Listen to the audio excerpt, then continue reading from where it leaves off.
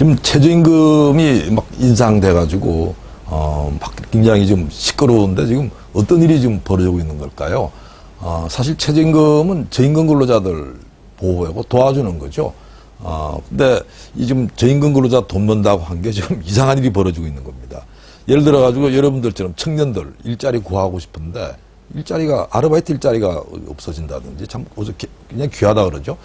그러고 정말 참 살기 어려웠던 이런 자영업 하시는 사장님들 같은 경우 아예 뭐 가족들 낳아서 다 하시고 굉장히 좀 어려움을 겪고 있는 이런 문제인데, 근데 그게 지금 뭐 우리 학교 앞에만 그런 게 아니고 좀 곳곳에서 다 이런 일이 벌어지다 보니까 굉장히 지금 사회적으로 논란이 지금 되고 있습니다. 그럼 그 최저임금 제도 자체가 잘못된 걸까요? 그건 아니고요. 사실은 이제 최저임금 제도는 어떻게 보면 좀 어려운 근로자들한테 정부가 해줄 수 있는 그런 조치니까 꼭 필요한 제도예요. 근데 문제는 그게 이번 최저임금을 너무나 빠른 속도로 급속하게 올리다 보니까 이런 문제가 지금 발생한 거거든요.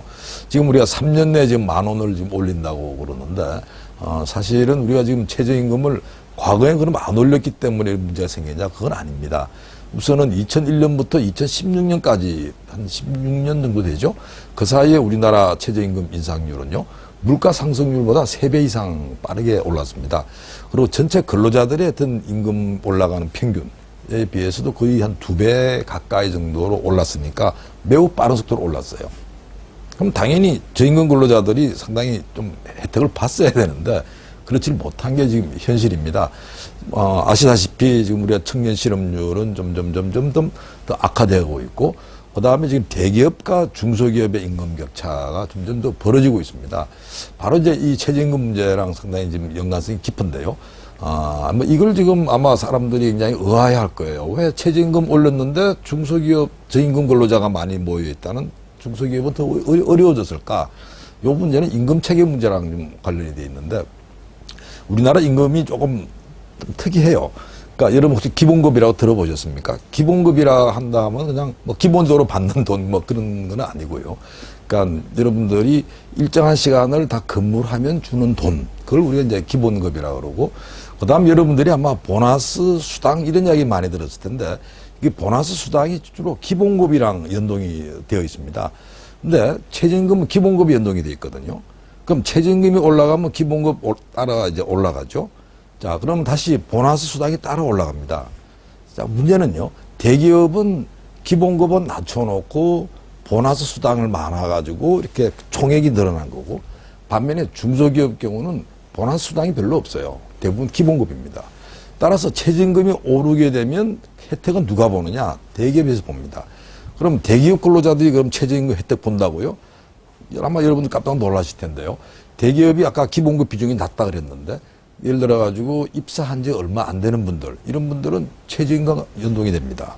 그래서 그분들 경우는 급여가 쫙 오르기 때문에 사실은 가장 큰 혜택을 보는 이런 부분들이죠.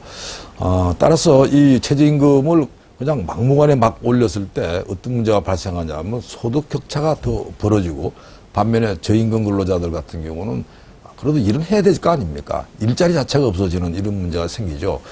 그래서 사실 이제 정부가 뭐 하느냐 이런 이야기들 많이 나오는데, 뭐 정부 나름대로 애를 많이 쓰고 있는 것 같아요. 근데 사실은 지금 이야기 중에서 조금 그건 잘못됐다 생각하는 거는 뭐냐라면, 정부가 그러면 최저임금 부담 때문에 그러면 인원을 줄이고 뭐 하니까 그러면 최저임금 뭐 오르는 대신에 가계 임대료 같은 거 막 내려주겠다 이런 이야기를 합니다.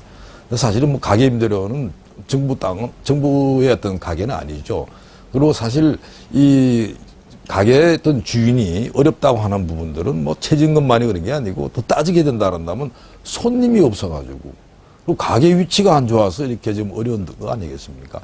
따라서 뭐 임대료 문제를 가지고 이 최저임금 문제를 가지고 푼다고 하는 이런 부분들은 솔직히 말씀드리면 물타기 하는 거고요. 그리고 또 현실성도 없는 그런 부분들입니다.